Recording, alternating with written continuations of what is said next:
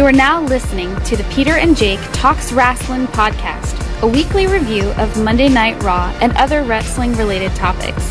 And here's your hosts, Peter Day and Jake Grandi. Everything's working properly. Cool. How's it going? Hello, people. It is Peter and Jake.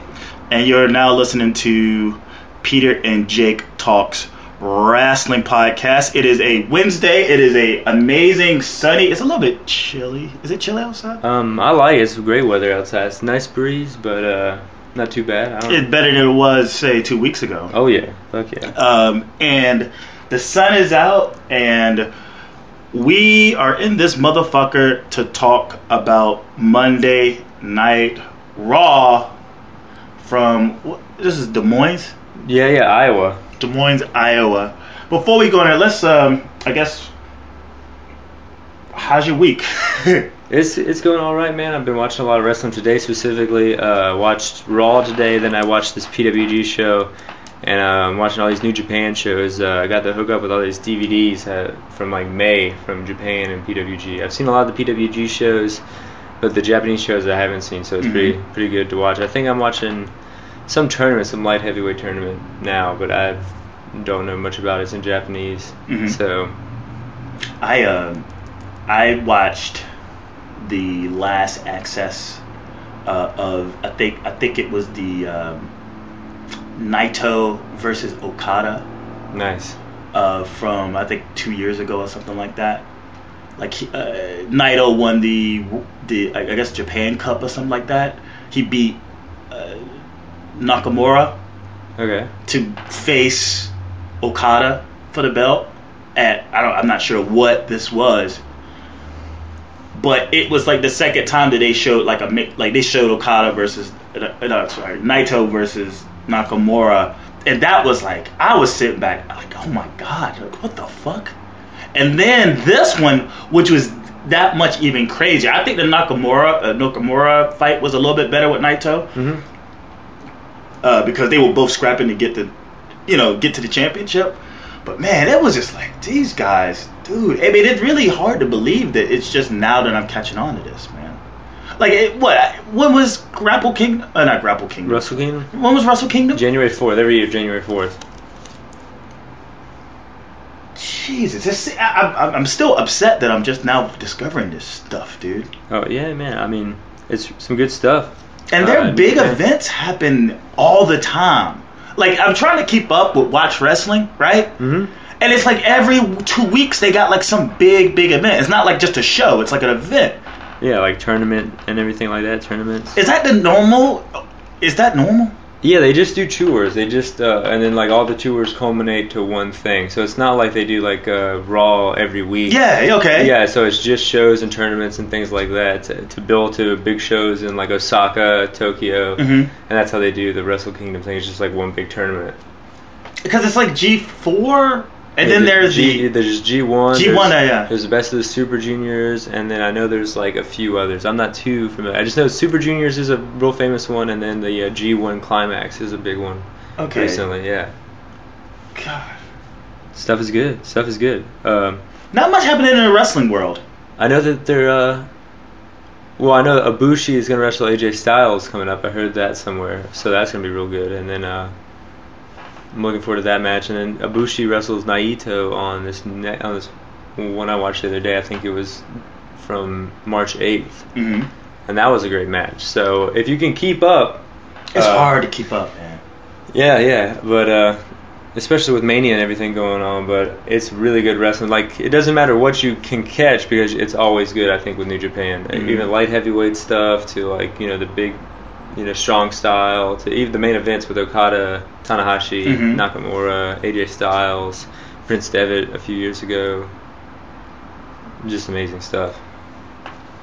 Outside of that, anything you heard of in the wrestling world? It's very slow right now. I think everything's just focused on Mania. Building up to Mania, 2 weeks. No Brock Lesnar rumors, no dick pits floating around. Nobody getting fired for anything. Yeah, I'm trying to think. No, I don't think. I don't think there's anything. I'm sure it's gonna be newsworthy next week though, with the go home show to Mania and then Mania rolling out with all those indie shows, WrestleCade.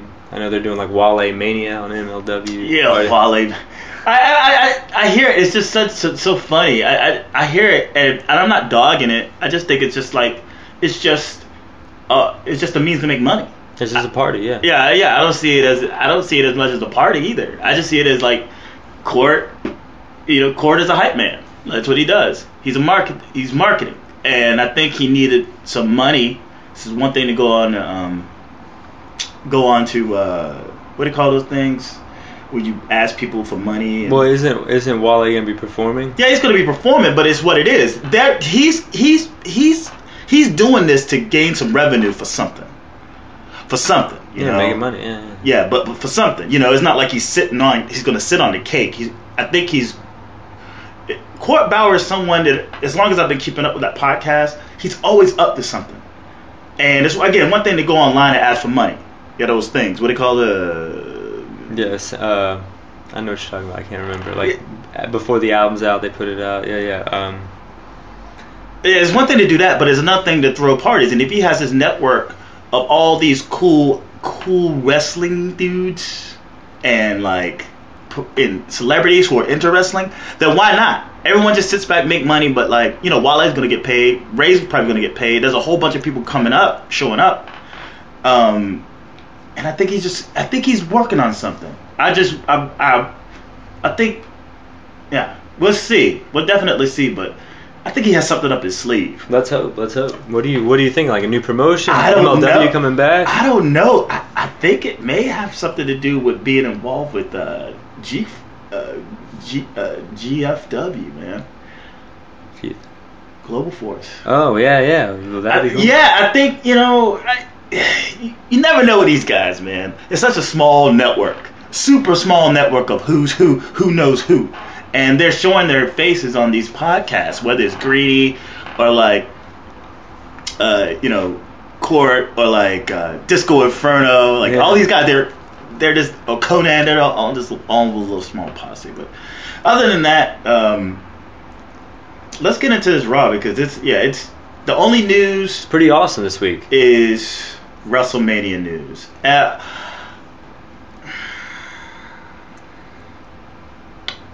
The three major storylines are the ones that are the storylines. That's it. I'm still not convinced with this Bray Wyatt shit. There's nothing that's giving me anything for Bray Wyatt. But between Cena and Rusev, between Sting and Triple H, and between Brock and Reigns, that's going to be the bulk of my attention. Well, I think that's cool that they're doing it that way because I know it's not a UFC or boxing, but every big boxing show and UFC show just has that one main match. So for this to just look like a really good boxing card, to have three, good main matches just to build to something, I think that's kind of what you want to do at Mania, this stage of the game, is just have a big match to give it that big fight feel for that gigantic crowd. And then the other stuff on the card is just meant to just, kind of... filler. Yeah. But it's pretty good filler if you look at it. That 6-man ladder match is going to probably be pretty good. Filler.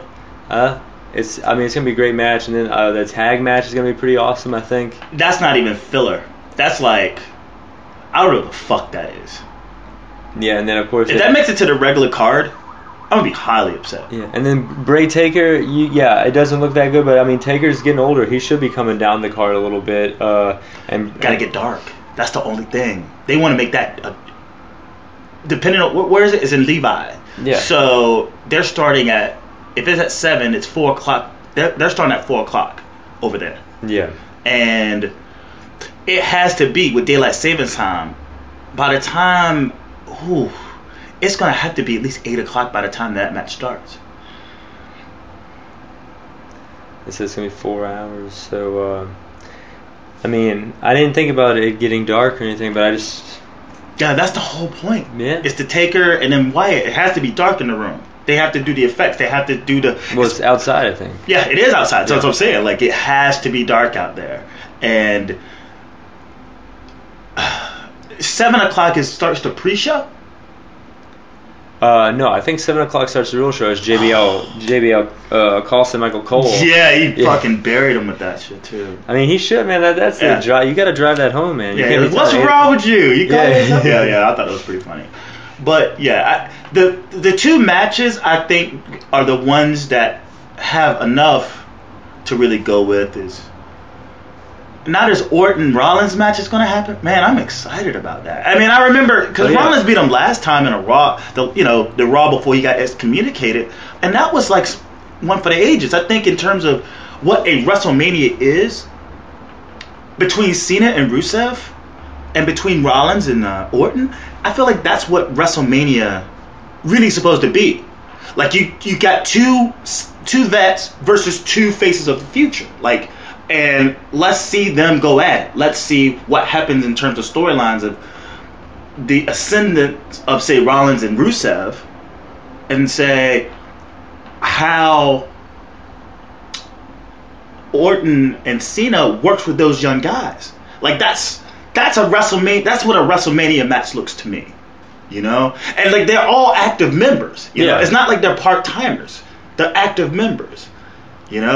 It's probably one of the first ones in a while that's like that. Well, you could say 27 with Orton versus Punk at the time, and then Cena versus Miz, and then I think you had Ray versus Cody as well as that card, and then Edge versus Del Rio. But that was 4 years ago.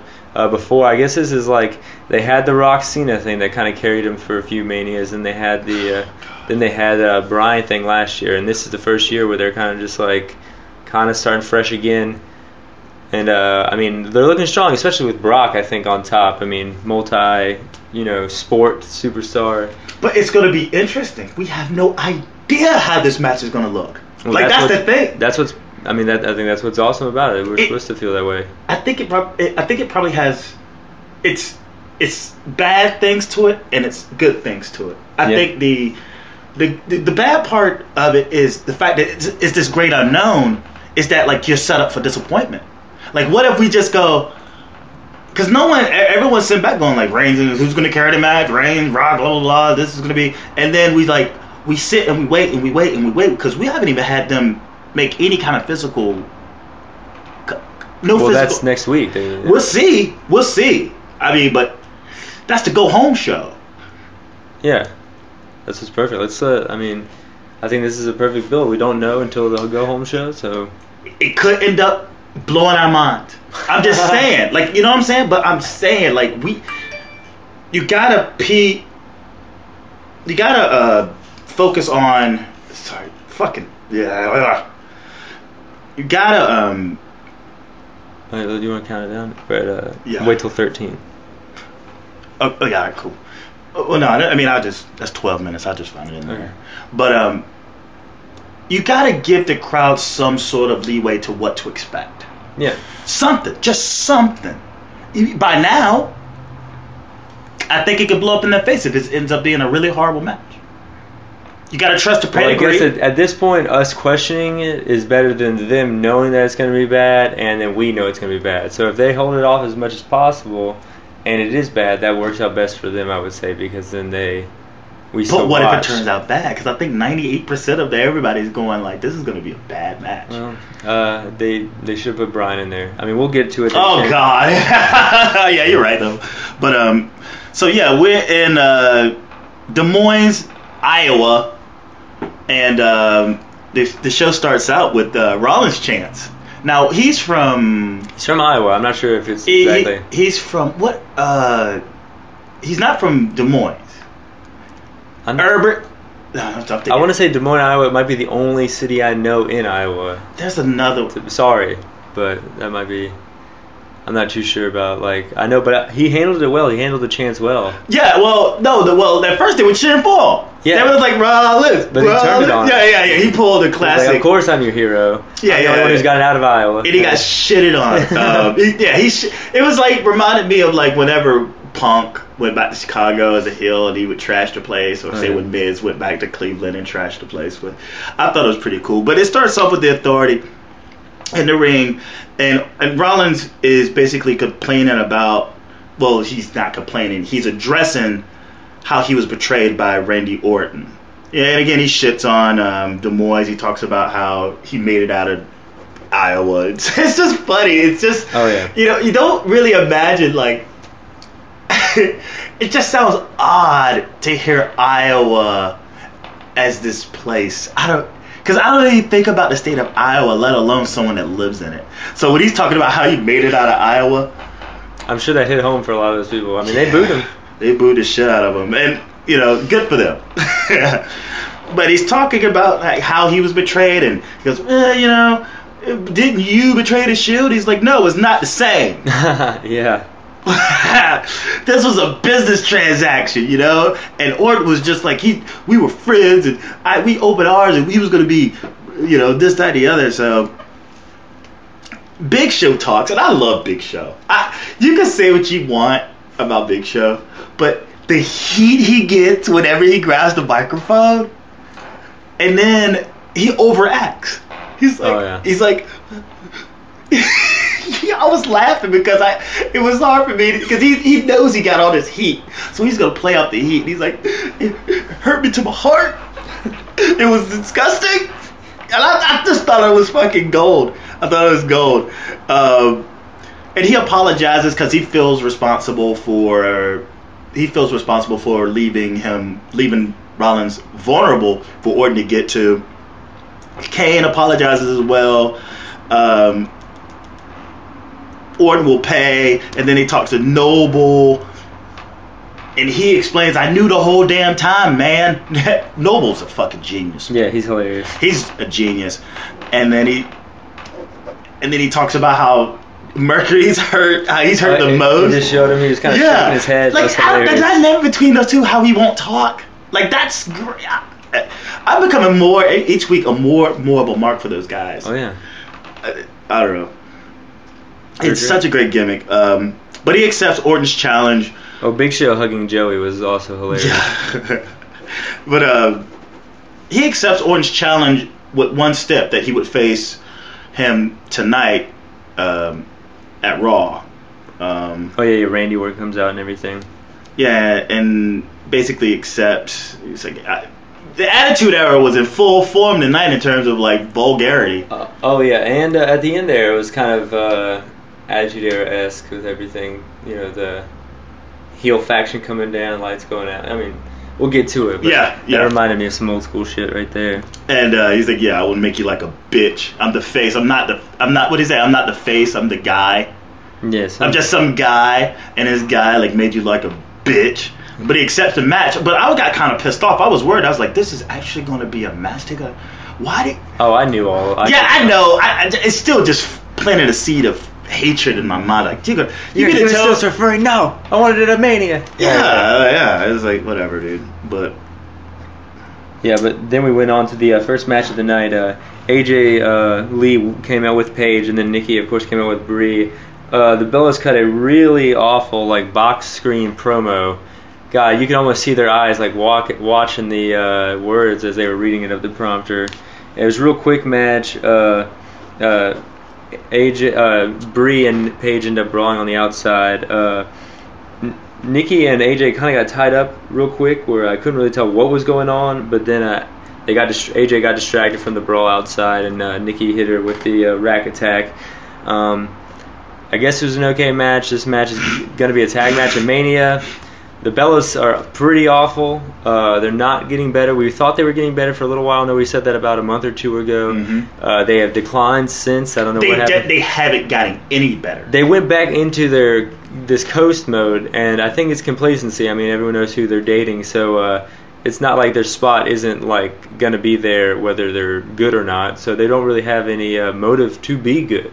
I mean, it's not their fault. They're not good, Yeah, they plateaued. At this point. And it's so many good girls are divas in NXT, so many good divas in the main roster. I can see a spot for the Bellas, but I don't see this prominent of a role, especially when you have such good divas on the roster. I mean, I'm kind of tired of seeing them. But it's a shame. AJ did have a great crossbody in the match. Oh, God. The thing I noticed about this is, didn't it go into a commercial break? The whole give divas a chance, they actually got time. I think it went into. Didn't it go into a commercial break? I think so. But anyway, they called the match. The things that I tuned into was it's hard for me to focus on a match because between AJ, it's not like AJ is great either. Like I still feel like she's plateaued. All she does is get her ass whooped in the ring and then she just pulls off the move in the end to win, right? Yeah. So I'm looking at Brie trying to be strong, do strong moves, and I'm looking at AJ just get her ass whooped and waiting for her to pull it off at the end, right? So that aside, the commentary, this is what I'm focusing on. How they're treating it. Mm-hmm. And they're calling the match again. This is like the third straight week that they've actually called the match. And there was something in there which I thought was very interesting. And it was Booker T. And he was talking about AJ Lee. And he calls her a good wrestler. And I go, what? Because not the literal sense that he called her a good wrestler, because I feel differently. It's the fact that the word wrestle does not show up in the WWE spectrum of anything. Like, it was almost as if when he said it, he could have said motherfucker. Yeah. Because it was crickets. Like JBL and Cole, it was just like, yeah, and you know what? She's a good wrestler. It was like, did you just say the word? Did you just say wrestling? And I imagine either Dunn or Vince was like, what the fuck? Yeah. So they reacted. They were like, what are you talking about? They got on Booker. Well, I definitely think Booker T is like way more natural sounding.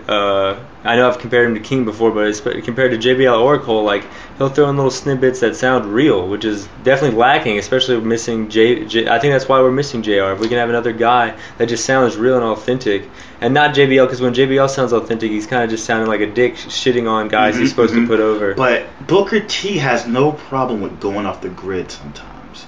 That's good. Yeah, and that's what that was. I mean, like him saying wrestler on the Raw commentary, the word wrestle in its common like word wrestling, wrestler, wrestle. It blew my mind. It blew my mind because they never say it. They never say the word wrestle. He said it about AJ.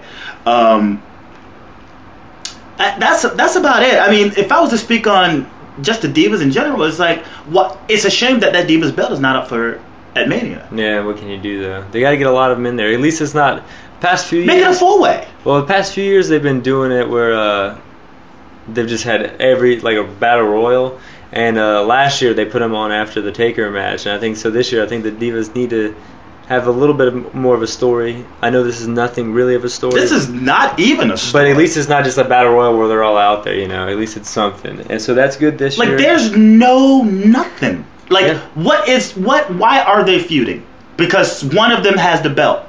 But then the belt is not even up for grabs. Yeah, this is true. And we go on. They recap the good segment on SmackDown with Roman versus Henry. Did you watch that? Did you watch SmackDown this week? No, I just watched that's saw Raw where they recapped it, and then it was cool where they Roman hits him with the Superman punch and then spears him into the guardrail. I was hoping that they would actually bring that match to Raw this week. Like, you know what? Because you saw it in SmackDown. I don't know if you listened to the review, but like. They went back to Mark Henry in the back, sort of reeling from the hit, and he seemed kind of upbeat about it. He said, yeah, this kid's good, like kind of smiling about it. I was just out there to fuck with him. I was hoping that this was going to stay back, that motion was going to stay backstage, and that he wanted his return in a match. Like kind of the vets gain respect for him throughout the weeks. Yeah, but like Reigns doesn't know that this was something to test his mantle. Yeah. Henry comes out again like the badass. It's like, I want my revenge of you fucking sucker punching me and hitting me when I wasn't ready. Yeah. I want to face you to a match. And that would have been the perfect opportunity to actually see what Reigns could do against a guy who actually knows what the fuck he's doing. And yeah, okay, say he would have I would have accepted a loss for Henry if he would have went out there and showed that young buck the ropes a little bit, because I think out of all the big guys, more than Show, more than Kane, more than even Brock Lesnar going to WrestleMania, the big man ring technician is Mark Henry. He knows how to do a fucking match. I think he's that damn good. Yeah. And it would have looked really awesome. It would have been a great, visual. It would have gave us something. I don't know. But I was expecting them to do a match Monday, and it didn't happen. Yeah, that would have been good. They didn't really do much with Reigns this week, and then we went into the back with Authority, kind of breaking down a little bit. Kane and Big Show tell them that they're going to leave Rollins out there tonight, kind of just setting up for the main event segment. And then we go into Miz versus Ryback. What do you think of that? All I could think was poor Ryback. This is basically another match. This is another match. Like, I thought, now that I watched SmackDown, something I remember from when I did watch SmackDown, before when I watched SmackDown and then I stopped, is that the SmackDown is basically a warm-up for what they do on Raw. Yeah. And that's what this was. And I was like, Jesus Christ. They're really going to do this again? Because it really didn't amount to anything. The only thing different was... Okay, so Ryback's in the ring with Miz. Miz gets just a little bit more offense in this match than, say, last Thursday. Yeah. And then he gets destroyed. And then at the end, Mizdow goes in to kind of help him up. And it looked too obvious. It looked too obvious as a setup. But Miz drops him with a Skull Crusher finale. Now, that's the first time. You remember when we first started talking, when the first Mizdow thing started picking up, and I was just like, dude, like, this is the first time that Miz acknowledged Mizdow getting any kind of recognition from the crowd. Yeah. Like, he grabbed his hand. Like, he's never done that yet. He never showed that it bothered him yet. You fast forward, and there's been inch after inch after inch, even a slap. But giving him the skull-crushing finale was the first attack on Mizdow. And I go, okay, talk about patience. This is the most patient storyline in the WWE right now. And to Miz's, I don't like that he got destroyed by Ryback. I think that's weird. Because I think the payoff is to watch him get beat down, regardless of who it is. You want Mizdow to do it for some reason. But I just feel like if he was at least to sort of lose rather than get destroyed, it would make Mizdow's return, retaliation on the Miz that much more sweeter. Because there's no escape now, But he skull crushed is his first time attacking Mizdow. And now I don't see, I guess next week's the go home show, he has to separate himself. Like, it's not that he has to go into WrestleMania as is like this guy, like, oh yeah, I'm still the mark. I mean, he's not Virgil. You know what I'm saying? He's not like, who was Tensai? Who's the guy that Tensai was beating up on? When he had the little like Asian guy with him when Tensai debuted, and like when he I'm not sure. Yeah. Well, anyway, do you remember when Tensai returned? Yeah, he beat Cena and Punk. Yeah. And he had like a little his manager or something. He was just a little Asian guy. Well, whenever Tensai lost, he would beat him up, like beat the living shit out of him. You don't remember that? No. Oh, wow. Well, anyway, he would just beat the living shit out of him. The difference between Virgil, the difference between that guy or anybody in that position who's the ballet manager or whatever you would have called it, get beaten up. Mizdow is an actual wrestler. Yeah, for sure. He can actually defend himself. If he's under like this lock, like I guess, like say where the Big Show was last year with the Authority, like weirder reason, we're keeping money in your pocket, we're keeping you employed, we're going to take your house. If he's what do you call that? Like held hostage or underemployed. Yeah. If he's held hostage as this guy because he wants to save his job, I think to a certain degree he still has to showcase that he's a man because he's going against another man. Big Show on the other hand, he has a woman yell at him, so he has to sort of control his temper. This is another dude. I don't give a fuck who you are and what position you are. You still have to showcase that you'd be a man. So we'll see going into next week how Mizdow is going to sort of separate himself and say, I'm going to go into the Battle Royal. I'm going to throw your ass out. Oh, man, and I'm going to win. I don't think he's going to cut a promo, but I think it's just something's going to happen at the Battle Royal, or maybe he throws him out to then have a feud going into like a Backlash or just going into the post-Mania thing. I think it's just going to set up at Mania in this Battle Royal. Would that be what you prefer? Wait till the battle royal and then the shit. I just think you should just have all these little small feuds that you're doing, like Kane and Big Show kind of hinting at each other, Miz and Mizdow, all these little feuds that you want to do that would be on like a Superstars or maybe even like a SmackDown or something. And you just have all of that kind of just unfold, like maybe Axel throws out somebody to set something out, Axel gets thrown out by somebody to set something up, just to kind of have you to have a reason to watch all these other shows after Mania on the network. I think they should just have this like set of all the little storylines with that Battle Royal. That's not gonna happen. Well, and I'll just say it right here. I do think I think Sheamus is actually going to come back and win it because they've been showing these vignettes over and over. I think he's going to come back at Mania and win this Battle Royal because like last year they had Cesaro, another big dude, win, so they're going to kind of continue that. That's what Ryback comes. Okay, this is a little bit of honey for our prediction show next week, but it's still good to talk about. We did have the same Sheamus vignette after that match, and then we went into the segment of Cena and Rusev contract signing. I laughed so hard. This was ridiculous. This was a good old school cheesy wrestling like contract signing complete with the American USA chants. We had. I think this is the first time the USA chants have been so prevalent with the Cena, let's go Cena suck chants. It didn't start out that way. Well, yeah, I knew. But it was, the Lana chants? I told you she had to get off TV for a while. Yeah, and then, but Cena, just like Rollins, reacted really good with the chants. He was just, he said something like, we can see who has the balls in the relationship. And then we had the new guy, not as good of an accent. JBL actually had to call him out. I think this is one of those moments where I think, Vince is in the back, Kevin's in the back, everyone's in the back, and they have this idea of how this is going to be executed. They don't go through it. They say, oh, we're going to have this guy, he claims to be, like he has an accent, or what have you. Yeah. He comes out, and they see it. They go like, no! JBL, get him. That's what it turned into. Booker T, do any and everything possible to shit on this, as much because we want no parts of this. Like, shit on this, and that's what it became. Like, it became more between. Booker T had a line in there. He goes, "You hear that accent? He's from Dallas." I laughed so hard, but it turned into. It's left the ring and the contract signing to how the commentary just shitted on it.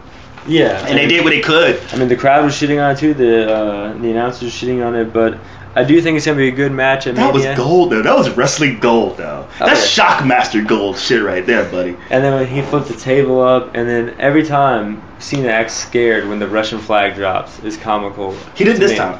He did too. He kind of looked back at it. He got pissed off because normally it explodes. You see him jump, but he doesn't jump this time. Not as much as before, but I always think that's hilarious. And I do think it's gonna be a good mid-card match in Mania. This contract is null and void. That's wrestling gold right there. Yeah. Like, I'm gonna look back on this as a high point of the show. It was so bad that it was great. Oh yeah, it was good. And Rusev cut a killer promo. Like a killer fucking promo. Now, granted, he read, it was supposed to have been this, and he read it. But, it's what it was. It was scripted to what it was and how he performed. Rusev he's an asset to the WWE. And he's able to hold his own. And it looks believable against someone like a Cena. Because this guy's still like a newbie. Yeah. Look at him. He's probably in terms of... I think he's been there maybe 2-3 years. He's the youngest dude. He's the youngest of the guys on the main roster. I'm not sure, but... Well, not youngest in age, but youngest on the roster. He's only been there because he wasn't on the main roster yet last year when me and... He was at the Rumble last year. Yeah, I'm just saying, last January, right? Yeah, he was on the Rumble. Yeah, but I'm saying, he wasn't on the main roster, just yet. I think he was... Because me and Terrence, when we went to the house show at the beginning of 2014... Yeah. He faced... Who did he face? I think he faced somebody. I can't remember, but, he wasn't on the roster yet. He was still an NXT guy. So, by now, again, you look at anybody that's on the roster now.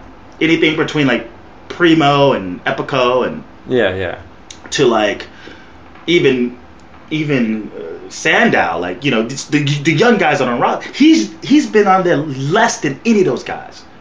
And he's out there like he's been out there for a while, and I think that's something commendable. Yeah, I mean they protected him, and they protected the story. And I think even if he does lose to Cena at Mania, looking at all the ways they've look at all these NXT guys. That's a big if there, buddy. I'm just saying, like I was gonna say that if he does lose to him, it doesn't really matter at this point because this gimmick has had a year of legs. Which if you look at the other 2 years. If you look at the guys that they're, I think it's just been a year. A year and like 6 months, 5 months. Okay, yeah. If you look at the other guys in NXT that they brought up to try to give them a storyline, like Fandango, like Adam Rose, really hasn't panned out that much. The only real guys that I mean, I know there was the Bray Wyatts, there was the Shield, but then after that, I think the only other guy you can mention is Rusev. Mm-hmm. Yeah.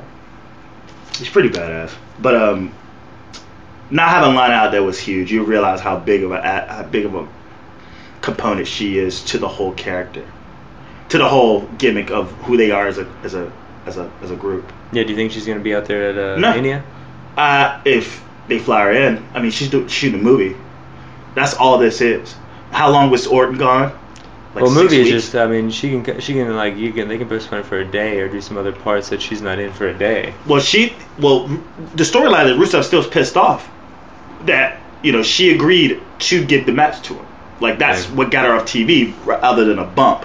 So if she showed up, like I guess the storyline he wouldn't want her there. So I don't think she'll show up.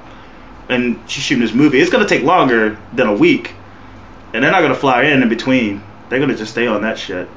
And one less person to pay. Because they got whatever. Yeah. But I think it's good for Rusev, though, to go out there on his own. He could have went out without that fucking lawyer. Well, that was this week. I guess at Mania, he might just be out there waving the Russian flag by himself. Everyone booing. Just stand his own ground. Yeah. I mean, Lana can always come back. It might look as a good, like how Cena came in the ECW arena that one time, everyone booing. It might be that kind of... One night stand? Yeah, that might be that kind of shot with Rusev with the Russian flag and everyone booing for America, cheering for Cena. And that might be the most over as a face Cena's been in a while. Not like let's go Cena sucks chance, but as everyone just cheering Cena. Just because Rusev is such a good heel, you want to boo him. But you got to remind the people. 2 weeks straight, he had to remind the people that this is an American thing. It's not about me. Like, because they'd be like, Cena sucks. Be like, America. Oh yeah, you're right. This is about America, USA, USA. And that's kind of simple. You just have an American flag, have an American backdrop, have him come out with some kind of, the Cena entrance at Mania has been a thing for a little bit, Yeah. So he might do this ultra American out, Hulk Hogan-esque. You are shooting for this Hogan. Lex Luger-esque. Ain't happening. I mean, who knows? But it's funny that he has to keep reminding the people that this is, look, people. It's like, motherfuckers are slow. Yeah, what can you do? It just goes to show how strong the Cena character is, to where you take somebody, you can take anybody off the roster and put him in that, and it would be just USA all day. Yeah. Cena, no, they gotta get through the Cena hate part.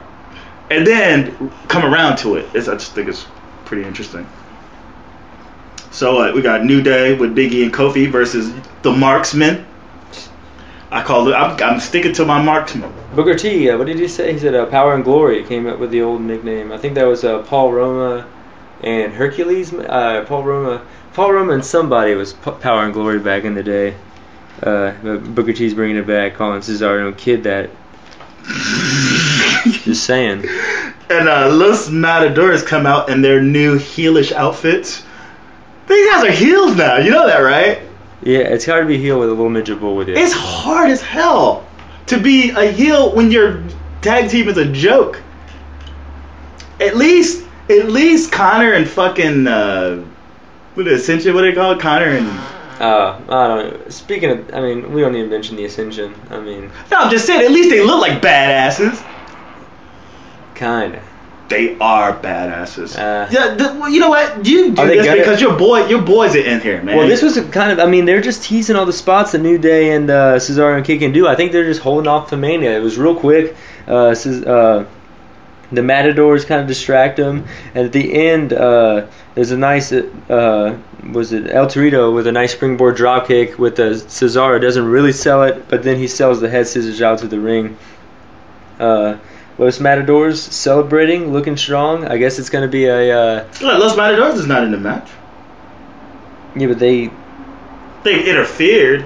But Cesaro got the pin with an uppercut to the back of the head. Well, yeah, I said it was a real quick match, and then went into the spot with Matadors and Cesaro. I tuned out. See my notes. It says right after the uppercut. Oh yeah, well yeah. Whatever. What happened was the Matadors just attacked the New Day, and then it cut to the ring, and El Torito. Cesaro was still celebrating. El Torito hits him, and they have a little spot where El Torito does a head scissors, throws Cesaro out. It was just made the Matadors look strong, so I guess it's gonna be Matadors. It made El Torito look strong. It looked like more. Well, but Matadors already attacked the New Day, 3 guys. So I guess they're doing 3. But the Usos are out. Yeah, that might be some news. Something just fucking dawned on me right then. What? The New Day in blue, Los Matadores in red, the Latinos and the blacks, the red and black, the Bloods and the Crips.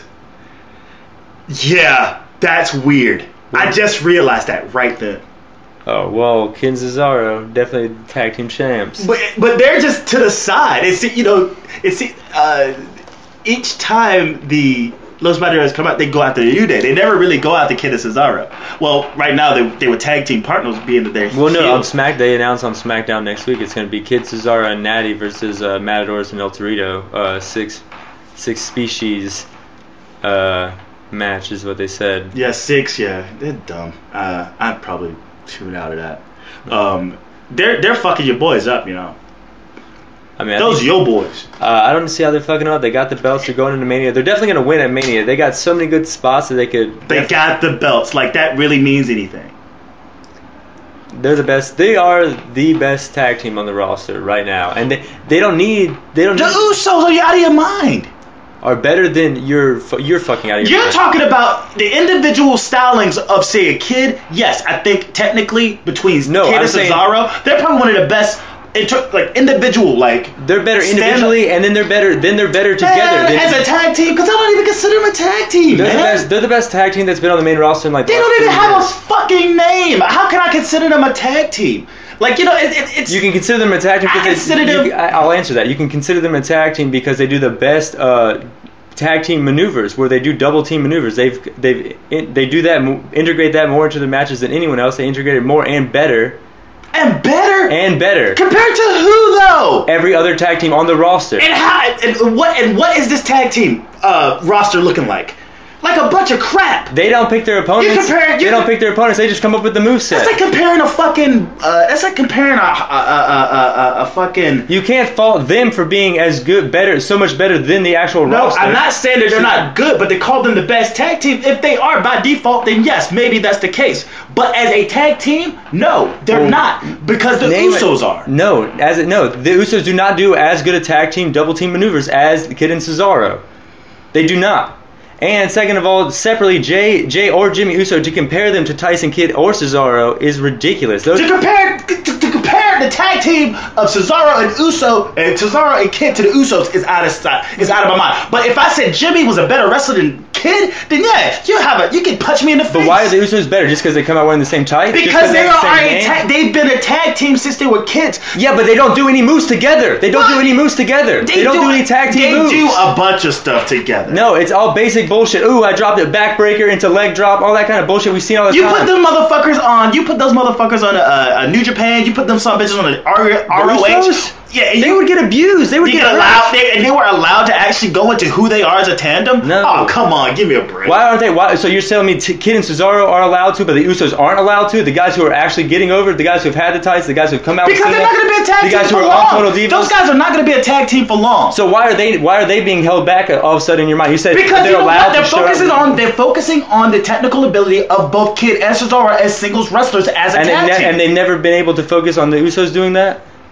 No, they haven't. Why? They've had the belts for years, over and over. They've had the belts for years, over and over. Why wouldn't they be able to show their technical skills? Because they don't have them. Well, they do have them. No, they do not. But you admit to being just pretty biased about it, because I'm not biased about Usos. I give a fuck about the entire tag team division. Why would I be biased on the Usos? They're not. No, biased of Kidd and Cesaro. You are. Homer. They're Homer. One's from Canada, one's from Switzerland. Why would I be? What are you talking about? You're like, every time we talk about it each week, you're like, "Ooh, these guys are great," and it's like because they show out good every week. I'm not biased. I see it every week just like you do. But you liked them before they were a tag team. I mean, I love Cesaro. I'm a big Cesaro fan. Not so much Kidd. You love Kidd and you love Cesaro. Yeah, so to put them together and now to give them the belt. Well, yeah, but my excuse is that they have come up together with moves separate from when they did singly, and they have double team maneuvers, which is what a tag team should do. They also work the same part of the body, which is what a tag team should do. They do everything right. They do everything good. The small stuff better than everybody else, and then they do stuff that the Usos, your boys, can't even do. They're not my boys. Cannot even do. I'm just saying they're better. Watch every match with the Usos and Kidd and Cesaro. You can see them working through it. They do basic shit. One of the Usos is lazy as fuck. I can't even remember which one it is. There's only one that's really good, anyways. This is bullshit, man. You can't even be doing this, man. What are you talking? I can't be doing this. Like Kidd and Cesaro, you can't like really be thinking this. I am. I really think that. I think the Usos are an amazing tag team, and I've been following them since they debuted. When they came in with, they're like Sheamus. They have the same basic moves. As soon as they started, their characters have never evolved. That's it. They're the Sheamus of the tag team division. They're the tag team that's been holding it down. They're just like they're like two Matt Hardys. There's no Jeff in them. And that's basic shit right there. Cesaro should be a world champ. Kidd should be like a light heavyweight champ, and now they're the tag champs. This is, oh my god, the whole thing was setting up spots that you already know is this whole match was setting up spots that you already know is awesome from previous Kidd and Cesaro matches. No other tag team could do that where they said, "Oh, they're about to do this double team. Oh, no." So the only person I pay attention to is Cesaro. They said, "Well, then maybe you should pay attention to both." No, and then you'd realize how good it was. You just said you don't pay attention. I don't pay attention to Kidd. So maybe that's why you don't know how good it is, because you don't pay attention. You just said it. So if you start paying attention, you realize that Cesaro and Kidd are the best tag team in WWE in the last like 5 years, no doubt about it. And that's And who's been the tag teams? I'm saying go back. Like, it doesn't matter. It doesn't matter. It's like compare. It's like saying like, oh yeah, this Whopper is better. Right, you're right. The Whopper is better than the Big Mac. Like Jesus Christ, they both suck. I mean, you can put like who name a dominant tag team in the past 5 years for the WWE, like an actual good tag team. That's why we should be praising these kinds of tag teams when they come around. I didn't say that I wasn't praising them or was praising them. I'm just saying if I'm looking over the tag team division and I've got to go who's the best tag team in the WWE, which is like a horrible ratio. I mean, it's like, yeah, like that's like saying like you could throw a dart at a fucking at one and it just those guys. Yeah, but Kids are definitely stand out. They are the tag team division. The Usos are. They're hurt. One of them's hurt, right? They can't even wrestle on Mania. I saw that on Twitter, right? That's why they weren't out there tonight. They probably weren't out there tonight. They're going to be on that Mania match. I think one of them's hurt. Well, we better ice that shit up. Well, I mean, I don't know. They're going to do it, man. I hope it ain't Jimmy who try to like get up on that ass. Naomi probably pull some. Man, get out of here, man. I don't care about those Matt Hardys. They can do whatever they want. So they do a skit backstage where just basically Rollins is like berating J&J and they both quit. Yeah. That's it. Brock interview. It was pretty solid. What'd you think about it? I think he pretty much said what Heyman was saying the last few weeks. That part where he's describing like, I broke the streak, I suplexed Cena out of the main event. You know, like that was that one part. Like, why did they do verbatim that same thing that Heyman did last year? This thing it was the same package that he did on Cena. That's it. Like there's nothing new to it. Well, they mentioned they just mentioned the Cena thing too. Yeah, I mean, but you don't really have to do much. It's like the simplicity of what Brock Lesnar has done the last year is why he's awesome. Like he took out Undertaker, he took out Cena, and now he's got the belt. It's like simple. It's so simple. You don't need to mess with it. You just need to reiterate it. The only thing, but they're doing it. They're trying to make him a heel, and I'm like, you're doing such a horrible job. I think they're just trying to get something over. Just like you said, like you made the. How do you feel about WrestleMania? Well, I think it's a night. I go out, I beat someone up, I get paid for it. He's like Stone Cold. He's getting like Stone Cold kind of. You don't want to hear that. You know, yeah, you don't as a person because you want to go. You know, in the UFC, yes, you want to hear that, but for WWE and Mania, you know, you don't want to hear that because you're still separate from us. You know, you're still kind of like at a distance because we're very, as fans, say take last segment and how heated we got right then, we're invested into this. Yeah. And he's not. He's not invested at all. And they're trying to tell this story and they're doing such a bad job because it's like, well, you know what? We would take him as a bitch ass who doesn't care if you had other people who were just as badass on the roster. You know? Yeah. You got all these cookie cutter goodies. Are we supposed to see him as that? I think we're just supposed to see him as just a badass that doesn't care. Someone who's just so disconnected to the product. That's what they're trying to sell with him. Yeah. WrestleMania. How do you feel about WrestleMania? We wait from WrestleMania like it's the fucking Rhapsody. You know what I'm saying? Yeah. And he's just like, I'm just go in, kick someone's ass and get paid and go home. That's a huge disconnect. It should be a huge disconnect, but it's not. And they need to come up with something else to make him dastardly.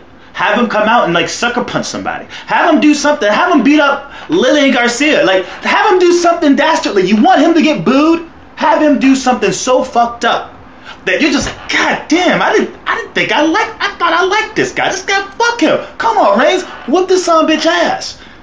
He put Lillian Garcia in an F5. That would be something. It would actually get him over. Actually, like that's what. No, but you see what I'm saying though? Like that would be ridiculous. Can you see Lily would do like a 480 on the way, or 720 on the way. You remember 5 minute what is that? Tap out? What do they call they would call like the 5 minute warning or whatever. 5 minute warning. They fucked her up. Warning. Do you remember when they fucked her up? They fucked her up good. They actually. What did they do to her? They fucked her up. Do you not remember that? No. It was actually kind of scary. I just remember Mae Young getting powerbombed on SmackDown from Samoa dropped her ass, and then I think they powerbombed her. No. Fucked her up. But yeah, 2 minute warning. They were pretty solid. But in this thing, he talks about, he addresses the Taker win, yes. He addresses his contract, too. If I win, if I stay, I retain the belt. If I leave, I retain the belt. You know? I was like, whoa, all right then. Yeah, and basically at WrestleMania, I'm going to fuck up Reigns. And he says, fuck. I'm going to beat Roman Reigns up. The end. And he walks out. The Attitude Era has returned. Again, we got a bitch. We got middle fingers last week. But the J&J quitting, did someone? I think there was a ass in there, right? Or a bitch in there. Maybe. My vernacular's not a very we got polite. Fuck. This is true. I mean, good. I mean, yeah, Attitude Era in full force. This is good. They need a little push at Mania. They need a little something to get him going, I think. And maybe a few cuss words might help him out. To get him over as a babyface. Yeah. You want this guy to be never mind. You want people. I don't know. The psychology of this is just all wrong. It's just all wrong. I'm realizing that each week. And you got Heyman. No, there's something to what you're saying, but I just don't know how to fix it. Because you can't. It just has to go away. Yeah, if you do it traditionally, you won't have any heat. So you got to. I think they're just trying to push for whatever they can. Yeah. But Big Show versus Roman. Do we have to talk about this? I think the spot they did where he was choking him on the rope at the beginning, that was a good big man spot. It was really a quick match. It wasn't a match at all. The bell never rung. Oh, really? Mm-mm. They did. Yeah, then they did the Superman punch, but then the second rope elbow drop by Big Show. Yeah, that was something. That was pretty sick. All I say about this, I don't even know why they needed Show out here in a match in the first place. I'm not an anti-Show guy. Yeah. But I don't understand the placement of this. This was a Superstars match. This should have been just something to get Big Show over on maybe Superstars main event. Are they telling a story about Rowan here? Or were they telling a story about Big Show? I just felt like, wow, this doesn't really advance anything. All I see in this is just like stairs involved. Rowan was saying no stair spots. Even staring at each other would be against the rules. No stairs. I know what I'm saying. Oh, like, yeah. Like this play, yeah, man. Like, it's. I told you before. Like I said in an interview, whether it was, I don't know, was it me and you talk about or Nate, but the day he got pinned with those fucking stairs, that was it for Rowan. That was it. Every fucking time Rowan shows up should be a Cricket Wireless sponsorship. Right? Because it's nothing but crickets. It's amazing how nobody cares. Yeah. When is WrestleMania? The 29th?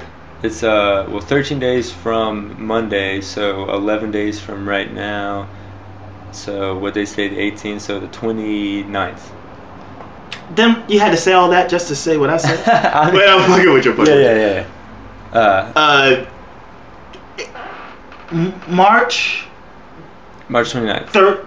March 30th? Yeah, Raw. Future Endeavors.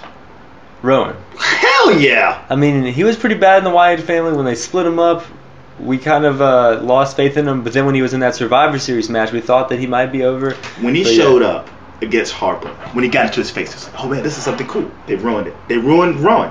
I don't think this is the second straight match he's gone into, because he went in. I think he went in maybe a week ago or 2 weeks ago with Kane, and Kane didn't let him into the ring. It was just a beat down before the bell rung kind of thing, and then that was it. And then it basically did the same thing with him here. They looked like they wanted to try to do something with him and Cena, him kind of coming to grips with who he was as an individual. Yeah. But then they just like... They never really followed through. They never did anything. This guy is out the door. And it's not even that he showcased himself enough to even be taken seriously to... If he keeps his Twitter handle at WWE, he tries to holler at different promotions. Like, he got nothing for you. You know? It's like on par with Moose from Ring of Honor. You know, when you say like same kind of big man, if you do the right match with him, it would work. But you can't do that. You can't do a career out of that match of the the little guy, the big guy chasing the little guy. But the big guy does a big spot. You look at all the guys who's gotten featured Endeavor over the past say 2 years. They all at least have a body of work to where there was some upside to their career in the WWE, to where a small promotion could use them. Yeah. A mid, anybody from ROH down to the smaller independents, they can still get work. Rowan has no body of work. And he's been with the company for 2 years. Yeah. 2 or 3 years. No body of work whatsoever. That's sad. That's sad. What? Fucking Kidd Cesaro has more of a body of work than fucking Rowan. Yeah. As a tag team. Well, what do you think about, speaking of someone with a large body of work, Larry Zbyszko going to the Hall of Fame? That's pretty cool.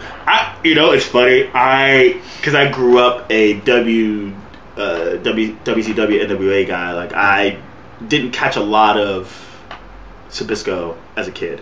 I found out about Zbyszko later on in the WCW when, like post '95. That's when I started paying more attention to Zbyszko. Him and Hall had a great feud. Yeah. See, I know nothing about his wrestling career. Oh, that was like 95, 96, right when the Outsiders started. And then he moved to commentary, and I was never really a big fan of him on commentary. I thought he was more like a yes man. He tried to sound controversial, but he just sounded like a horror, even like worse an old version. man, Even worse version of like Bobby the Brain Heenan. It's just like him, Tenay, and those guys. This is I think I just always tuned those guys out. And then I think Arn Anderson and him were the Brain Busters, really good tag team in like the early '90s.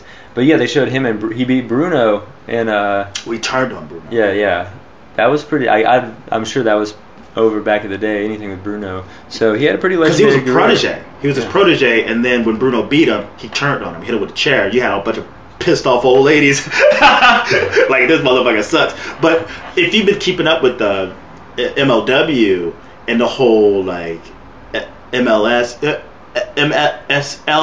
and him are tag team partners now, right? And he caught wind through the dirt sheets. I always get it. MSL. Yeah. As Mr. Saint Laurent. Yes. Yeah, MSL. Yeah. He caught wind to the idea of him going to the Hall of Fame, so he calls him up. He's like, "Yo, congratulations on making the Hall of Fame." And Zabisco's like, "What the fuck are you talking about?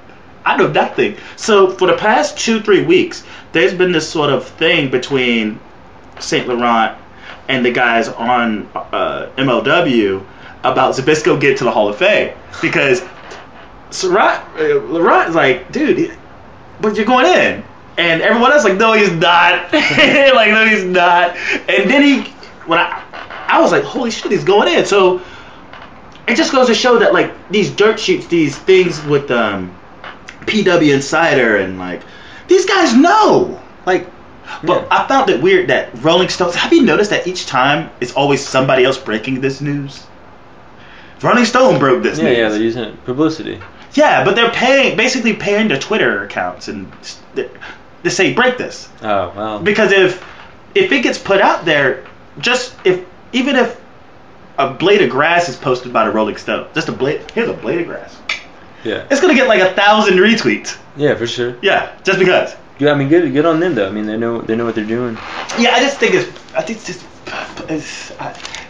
it's desperate, because just get a fucking Super Bowl ad, you know? That would be pretty sick, actually. Just like run down the WrestleMania card, hit him with like 2 or 3 Mania cards. You got 30 seconds, man. Contract signing or something, promo. You got 30 seconds. Just them doing all this shit is like doing way more work than having to just 30 seconds on a fucking Super Bowl ad. Come on. Well, then we had Kane and a bunch of jobbers. We had Ryder. Yo, you write them down? Yeah. Ryder, Sweet. O'Neal, Young, Axelmania, Swagger, Rose, Fandango, and Heath Slater. And, I mean, we have to make mention, Goldust. Goldust, yeah. Yeah, and Kane cuts a promo on all of them. And then Henry comes out, cuts a promo on all of them. Oh, and it's step up! 13-man battle royal. Pretty cool little segment on Raw. I thought, you gotta love a battle royal. Axel. Yeah, Axelmania gets called. Because he can get called like, screw Axelmania. I thought that was funny. He does the smart thing. This is what's great about him. This is the pedigree. He goes outside and stands by the damn trophy. Yeah. And I forgot all about him until Cade and Henry are squaring off on the apron. And then you see Axel try to get like that cheap win. Yeah. He knocks off Kane, and then Henry just throws his ass, gets his ass out of there. I just thought it was great, man. Yeah, but poor Goldust. But if you look at the roster of guys, man, these are just guys that they just messed up with, especially Swagger. Fandango's got a win over Jericho at Mania. And that was 2 years ago. That's hard to believe. Yeah, and then even recently with Goldust, he was supposed to have a Mania match this year, and he got thrown out just like a job. Yeah. He got cut out. Yeah. But it was a great little segment. What'd you think about it? What?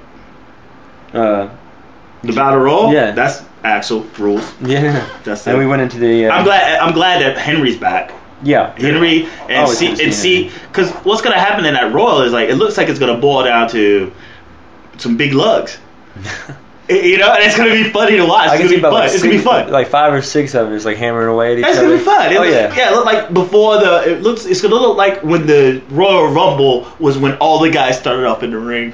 Yeah. Yeah, that's these big lugs just sort of arms in the air. You're gonna look cartoonish. You can see little dudes like Slater. Flinging just kind of flinging out. It's gonna be great. And good Paul Heyman promo as always. Reigns comes out of the crowd with his new shirt. I will, with the little spider in the middle. People chanting Daniel Bryan. And then he does a good job, just like Cena and Rollins does. They must have been coaching him with this Iowa crowd. He looks into the crowd. He says he's like, people have been doubting me, like these guys are doubting me. And, you got to give it to him when he's... I hate how he's acknowledging acknowledging it. Well, if he didn't, what else do you think he could do? Well, it shows a sign of weakness. What do you? I think, because that's the thing. You watch sports. Whenever you see someone out there playing the protagonist, so the antagonist. Yeah. It's not about the guy getting the cheap shot. It's about the reaction. And what happens when you react? You saw the I Hate Leitner thing, didn't you? I watched that yesterday. I Hate Leitner. I've heard about it. Is it? It's good, but it goes into the game against Kentucky, where he hits the shot, and that moment where he gets shoved down by one guy, he thought it was another, and next time down the court he stepped on his chest. Now people didn't see, even though he was pushed down, that's not important. What's important is his retaliation. It shows a sign of weakness. It shows a sign of he could have jeopardized that game. He could have gotten thrown out. He should have been thrown out, right? Yeah. So anytime that someone reacts to something like someone antagonism, especially if you're trying to be the bigger man, literally and figuratively, say take Roman Reigns. Yeah. He should ignore how the crowd feels about him to show that he actually is mentally focused. He has a mental he has mental strength, like regardless of what these people, he doesn't have to address the crowd not liking him. I just think it's pointless. It's like, fuck you, I'm going to Mania. What are you doing? You're paying to see me at Mania. Not to be a jerk or asshole, he still can maintain a babyface thing. You think saying stuff like that he can? I think when he says these people don't want me, blah blah blah, it shows that he is getting to him. You know what I'm saying? Yeah. He's not in a position to show that he's vulnerable. He's not in a position to show that he's actually bothered by this. He's going to WrestleMania. He got what he wants. To face Brock Lesnar, he has what he wants. So I can say, how would he address the crowd? How about just not addressing the crowd at all? Just address this fucking hunk of man who's going to try to turn me from limb to limb at WrestleMania. These people are just going to do nothing but cheering. I thought it was also kind of cheesy how he turned to face the guy. He was like, I'm talking to you, Brock. I thought it was well done, though. Yeah. I thought it was well done. And whoever's watching, girls or guys alike, probably got a little turned on by it. But he's a good-looking guy. You get to see he has blue eyes. He has a strong chisel, bone, face. The guy, he has the look. This was a straight-up look moment for him. Like, look at this. This is what to look forward to for a while in the WWE. And, it's what it is. It's very, not cosmetic. It's very obvious cosmetic thing going on there. Yeah, that's why he's probably, in the position he's in. Yeah, and the fact that he's 3 times the size of us, and he is athletic, pedigree goes a long way. But we'll see. In terms of Heyman, we've already heard what he had to say. There's not anything more he can say. I just tuned it out, even though it was a good promo and the mic goes out on him again. Yeah. And then we had the 6-man tag match, kind of teasing the Intercontinental title. It's weird that I was thinking it was weird that it's 7 guys. This especially shows it's weird that it's 7 guys. But before that, they actually go backstage with Heyman and Young. Oh yeah, true. Yeah, he's. Yeah, and I thought it was pretty. I think it's pretty important. For sure. He sets up the thing where it's like, well, he come out in my face. Let's see what he does with Brock in his face. So he's gonna bring Brock out next week. You can definitely see he was a little more pissed. Mm-hmm. Yep. Mm-hmm. So next week we get the first in the ring, face-to-face confrontation between Brock and Reigns, and it'd be our first glimpse to what to somewhat expect at WrestleMania. If they actually get physical, they will get physical. I think. What if it's just a stare down? What if it's just? They gotta get physical. And Brock has to sell to him. I kind of see it maybe like you just said, like to get like you gotta make Reigns look strong, and you gotta kind of make Brock look like a heel. So maybe if you have Brock swing first and Reigns duck, and then you have like a big pull apart to close out to Mania. You're not getting between that.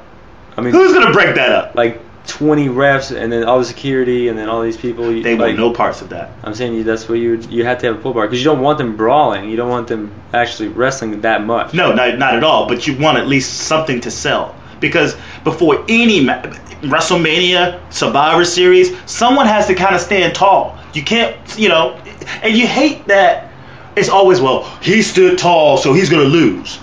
Even if they pulled that off, there's no way to really know what's going on because there's so many other factors of how ready Reigns is, the contracts, and all these things behind the curtain that are just like, I don't have a clue. Like when we go into the predictions, it's like I have no idea what's gonna happen.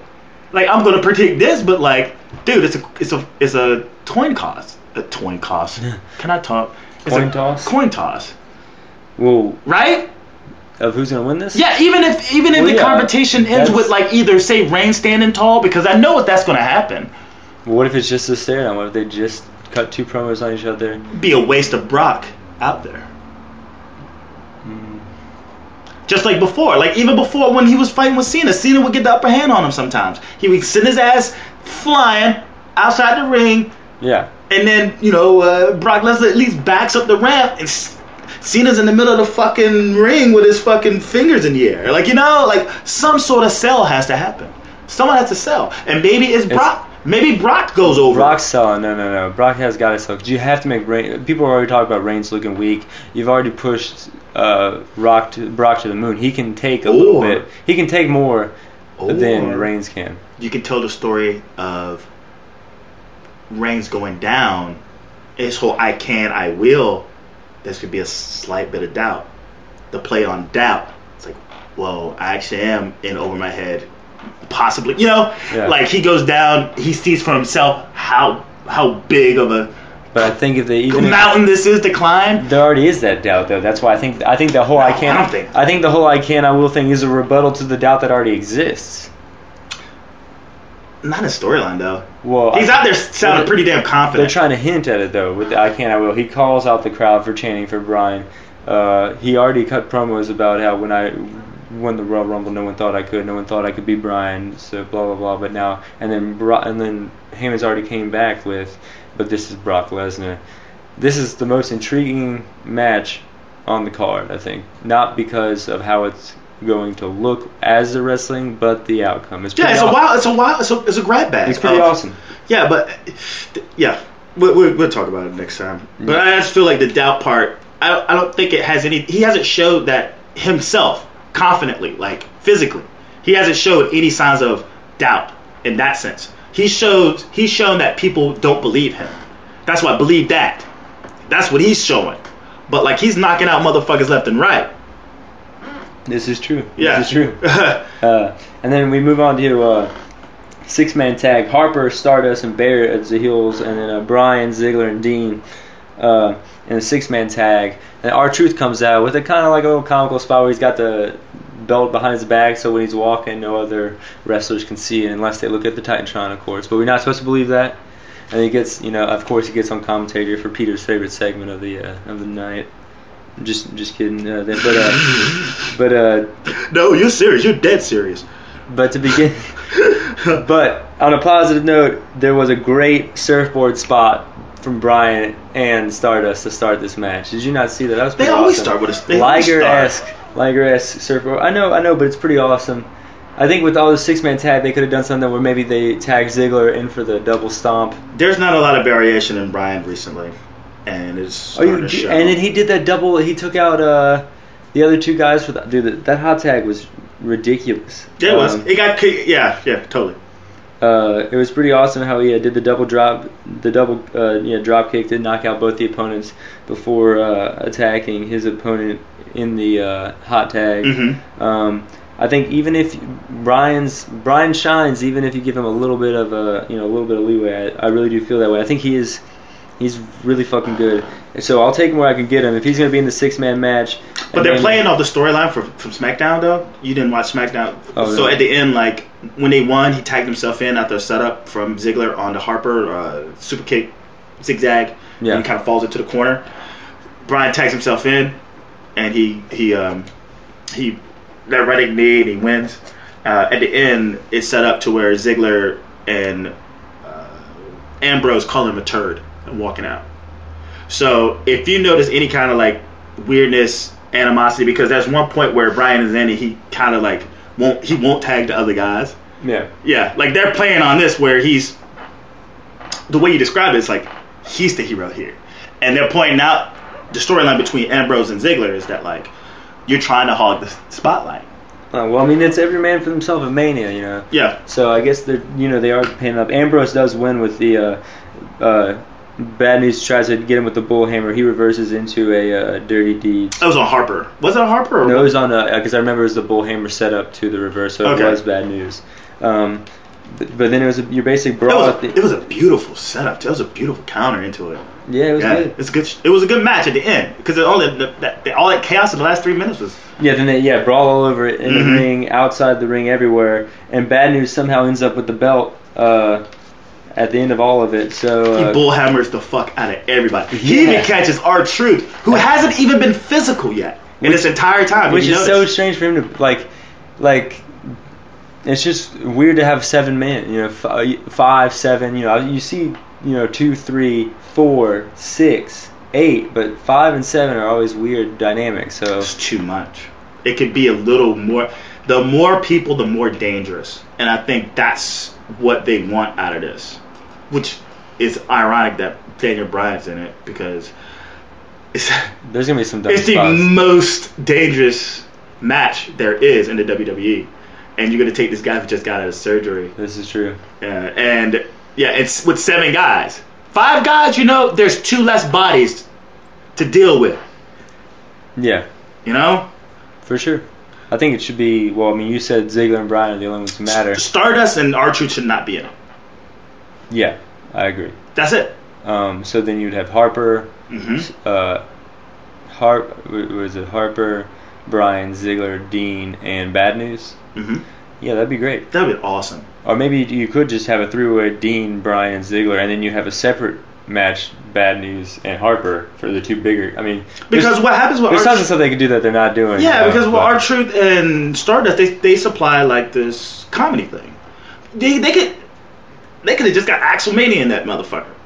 He would have actually performed really well, but for some reason he could probably sell the comedy act a little better than fucking R-Truth.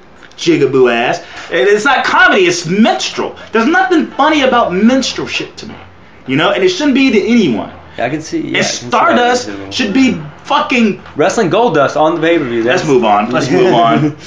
I'm glad we're at least in agreement with our upset. And then in the back, Triple H, Stephanie talking with Rollins. They're looking at their phone.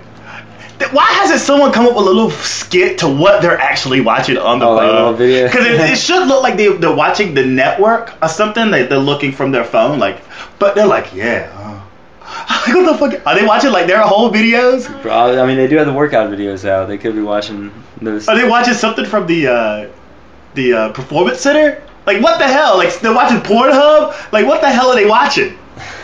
You know how they did with Dean Ambrose and him eating popcorn? I feel like they should do the same thing with them, like them looking at it and then they show the phone and like someone putting in like some porn or something, you know? Or like the Seth Rollins picture or whatever. Yeah. That'd be hilarious. But then then they had the Bray promo. They recapped last week. Then we had a new Bray promo this week. I guess they're really gonna wait till Mania to even have Taker even come out. What do you think about that? Taker's not showing up, and until Mania. Well, I thought the interaction between Rollins and Triple H was gold too. Yeah. It's like, what, you playing hide and seek with Sting? It's like, what? Like, he stepped to him, like, what you gonna do? I was like, whoa. Well, I mean, that goes definitely into the main event. I know. I saw that there was only like 12 minutes left, and normally there's like 30 minutes left going into a main event, so I knew something was up. So they tried. The whole thing was they set up Randy Orton to have the whole Authority come out. I think they even had Stephanie come out there, Triple H, Big Show, Kane, J&J Security, and Rollins all come out there, all cocky, trying to wrestle Randy. Randy gets a chair. He's ready to attack all of them. Lights go out. Fucking Sting shows up. I didn't think that was gonna happen, honestly. I heard the scream from the. It's the perfect setup. It was like too perfect of a setup to be disappointed that the fact Sting was not gonna come out. They're screaming, "We want Sting! We want Sting!" I'm like, these guys are idiots. This guy's not showing up to Iowa. Iowa is the luckiest state on the planet right now. Oh yeah, and it was fucking cool. It was just like old school WCW with the NWO where Sting comes out. I mean, they didn't come down from the rafters for obvious reasons that we probably shouldn't get into. And then, but he's just in the ring, you know, the sad boo intro with the lights and everything. Boom. fucking owns it. Sting with the bat, Randy with the chair. They chase everyone out. Crazy. The crowd was going. That front, the hard shot. Yeah. Of the guys in the front, when the lights go out, you can still see like a little silhouette of the people. Like you still can see people, and like they're just going nuts because they see Sting. You know, it's not like pitch. It's not like pitch dark in there. This one dude up front is losing his mind. And then Randy even sells it, kind of glancing over at him, slightly marking out, just kind of smirking a little bit, which is perfect shot. And then they're just standing tall, Sting and Orton. He has people that bat. Is that a real bat? What do you? Everything's real. Yeah. I know. Is it not real? I'm not sure. I think he just knows how to work it, man. He's been wielding. He was popping those calf muscles like. Wow. Yeah. Like he's hitting the calf like he's probably a little excited. I mean, TNA definitely didn't give him that big of a reaction in the last 5 years. So I'm sure whenever he saw that big pop, like I'm sure he was probably swinging a little harder than normal. Because he catches Kane on the calf muscle. And I just said, man, that looked like that hurt. But there's a spot, though, too, where it looks like Orton's about to bash Sting with the chair. Oh, that would have been so bad if that would have happened. I was really excited, but a little piece of me didn't even want to say it. I was like, I was just going to say that. But no, they didn't do it. They didn't Russo us. They just ended with that good segment leaving. Did you get to see the post interview, but post show? The post promo cut. Oh, you didn't see that? There was a post show At the end, they're like, go to the WWE Network to hear the interview with Sting and Randy Orton. Right? So they go. Like I was like, because I watched it yesterday. I just went to YouTube and sure enough, it was there. So, you know what? We're going to pause this. All right, yeah, that sounds good. Oh, shit. Technical difficulties. Shut up. But, yeah, we just watched it. I just watched it for the first time. Peter just watched it again. Short and sweet. Everything you needed from a Sting promo. I mean, everything. Because it was classic promo. It was what it was. I think they got enough heat from everyone talking about like that package you got last week. It's like, dude, you got Sting. Why can't he talk? Let him talk. I mean, he doesn't have to say much. Yeah. Just say what he needs to say and get the fuck out of there. And that's what happened. Orton, he's like, I know, what does he say? He pretty much says, thanks for helping. That was cool. Yeah, well, if you haven't been here long enough to know that I'm a type of person that doesn't need anyone to have his back. But you know what? That was pretty damn cool. I wish he would have sat on it just a little bit longer, just to get the crowd to boo. Back and forth a little bit. Yeah. But like he pulls out. I think he's just he couldn't help it. He's like, but that's pretty damn cool. He still has the chair in hand, by the way. And he shakes his hand, and then Sting just rips into. He basically says, I've been waiting 14 years to be in the ring, and at Mania he's coming for Triple H. Like I think he said it felt it felt good to be in the ring, felt good to be in WWE. Pretty awesome. He looked good. It was simple. It was great wrestling. The whole last segment was perfect. And he looks good. Like did you see his guns? I mean, he wasn't looking that good. And his stomach wasn't sticking out. Apparently, he's been working out, really preparing for this WrestleMania thing. Well, fuck yeah. Because you take his last remnants of like what he was in TNA, he just looked like a fat slob, right? Yeah. Well, yeah. He kept the T-shirt on. He'd probably keep the T-shirt on anyway. But I imagine if he took it off, it'd be less of a gut than it was before he left. It's like you don't dare take that shirt off in TNA. He looked young. I don't know. It was. When I sat and watched it afterwards, I was like, yo, this is all right. Because everyone's clowning on the idea of him and Undertaker meeting because, like, oh, these two old dudes in the ring, like, going at it. Oh, fuck you. He hits him with the Stinger Splash. That Stinger Splash, you see how far he got off of that splash? Right? Yeah. And how fast he was able to kind of, like, follow up. He was a little blown up. he was having to pop it a little bit. What can you do? But what do you expect? He's been out of action for like a while now. And granted, I don't see this being like this. The match at WrestleMania being this fast-paced match. It'd probably look like Triple H versus Undertaker. It'd probably look like Triple H versus Brock Lesnar. A lot of laying down, a lot of like big moves, and then both of them reeling from the effects of the big moves. And then just like, I don't know, Sting wins this. I mean, that's gonna be I guess that's for our predictions, but it's a match to look forward to. And now we're that much more excited because we see more action from Sting. We actually heard him talk. Yeah. Like, Undertaker, you're next. Let's see. I mean, that would be pretty fucking cool. That's for 32 in Dallas, which is where Taker's from. That'd be a great way. Well, I'm just saying that the Undertaker comes out and addresses Bray Wyatt. Maybe give a couple of slugs or two. Oh, I thought you were trying to say that Sting just after the Mania match says, Taker, you're next. Taker, you're next to show up. You're the next contestant on The Price is Right. Yeah. They come in and address Bray Wyatt, throw like 3 or 4 slugs at each other. Wyatt sells, rolls out the ring, backs up off the ramp. Backs up off the ramp. Like, it's not that hard. It's not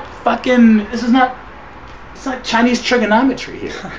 It's not. Because before that, how did you feel? Were you any excited about Triple H? And Sting? Yeah, were you excited?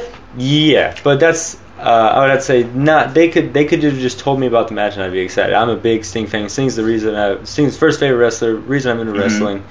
So just knowing that Sting's gonna be there, I'm already excited. But I'm an easy sell for that kind of stuff. But this is the first time.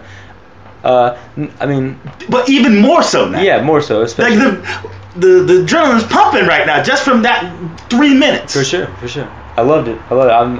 This is the reason I'm tuning into Mania. Like, I think if this match wasn't on this Mania card, I'd watch Mania, but I wouldn't. It would just be kind of like a get drunk with my friends thing. But this is probably the only match that I'm actually emotionally invested in. Mm-hmm. Sting better fucking win, man. I already told everybody I'm not watching WWE for a year if Sting doesn't win this versus Triple H, man. I know you said that. Yeah. I'll do. I don't know. I know I've said it. We'll see what happens. The one move you want to see him do in the match. We should talk about this next week, but I just want to see. I mean, like, Sting has that repertoire of moves, man. Stinger Splash, Scorpion Deathlock, Scorpion Deathlock, not the sharpshooter. We'll get in. I mean, whatever. We talked about this before. Yeah. What's a sharpshooter? And just Triple H has just been like, I've always just hated Triple H. Have you seen the little video they have on YouTube now where it's like the story of Triple H? They kind of shit on him a little bit. No. It's pretty funny. It's got a lot of funny cameos in it. It's real well done. But I just always hated Triple H, and I've always loved Sting, and Triple H and Sting. I never really thought about them wrestling, but like then when I saw that the match could be put together, it's definitely like the ultimate evil versus the ultimate good in wrestling. Especially how it's playing out with like the Authority and Sting helping Randy and everything. Perfect build. I'm excited. Sting better win. It's not a perfect build. That was a really good thing for it. What do you think was missing just here in the Sting promo last week? It's a couple of things. I think he hasn't done really anything. I mean, since Survivor Series and dropping.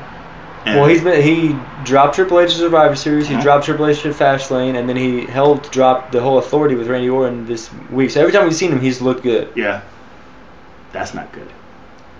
I think it's just like, I know, but you see what I'm saying. Like, well, I mean, the person that stands tall always loses. It's almost like a 90% chance. Well, like we said, I think this Mania is just to set him up for the Taker. So I mean, I think that they're just bringing him in to make him look strong. They're gonna make Taker get him strong. back in the ring. I mean, does he fight anymore after Mania? No. It's just him and Taker don't wrestle at all.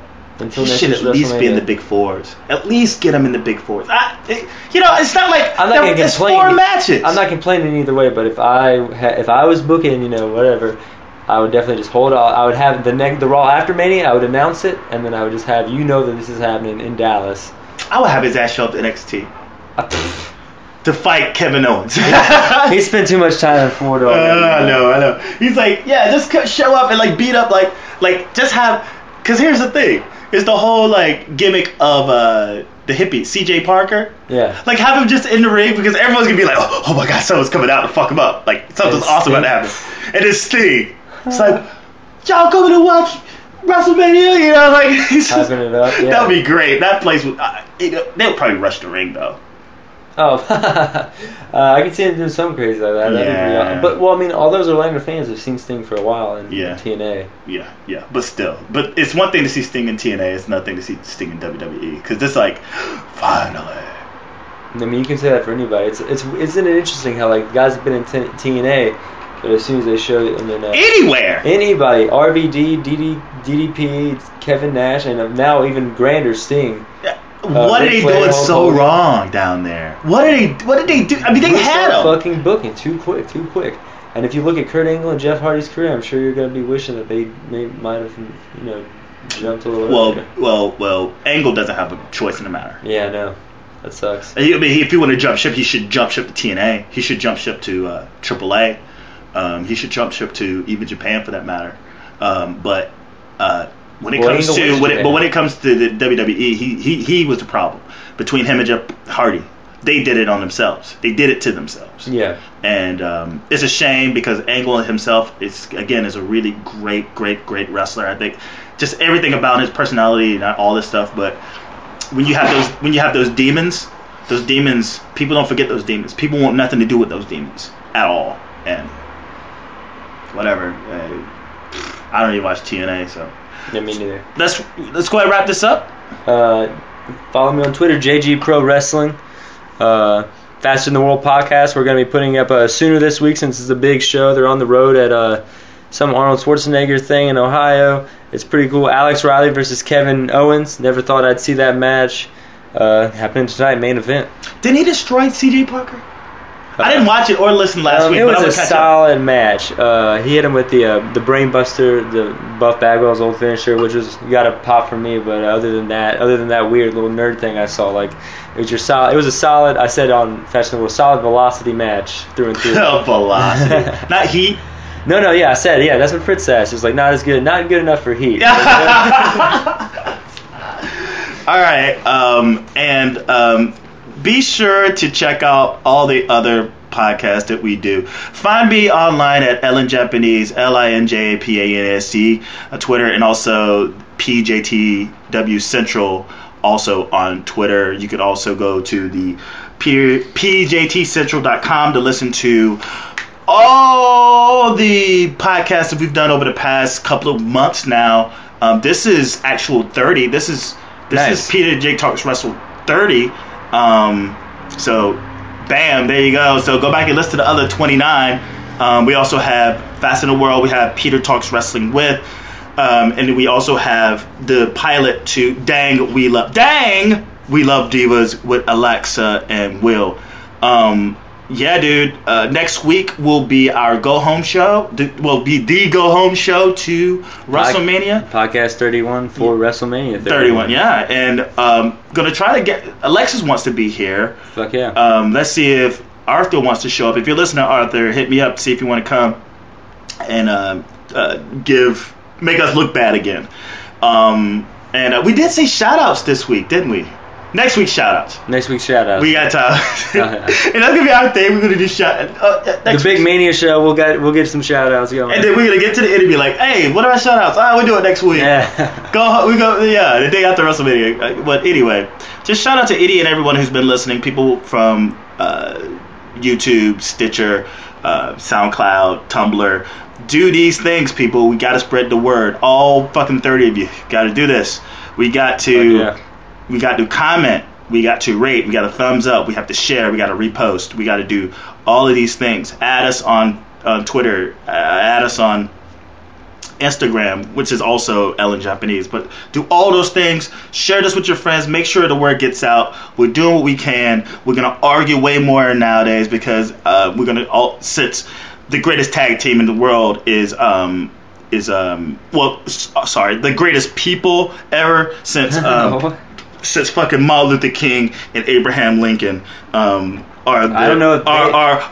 the marksmen. So we're going to be arguing about those two guys probably wouldn't be able to put together two double team maneuvers like Cesaro. Did they get rid of the Nazi faction? Did they end like? It's about the double team working the leg. Cesaro came up from Switzerland and took out fucking Hitler. Is that what he did? Cesaro have Hitler in the big swing, yeah, and Kidd like fucking double kicked his ass, and that's how they ended that shit. All right, whatever. But yeah, thank you so much for listening. We have a lot of fun doing this, and until next time, you got any last words? Faster than the world. Listen up this tomorrow. And also, Peter Talks SmackDown. Make sure you go listen to my last week's review. That was the second review, and I'm gonna keep it going. I like doing them. Yeah. So with that said, enjoy the rest of the week. You have been listening to Peter and Jake Talks Wrasslin podcast. Please tune in next week.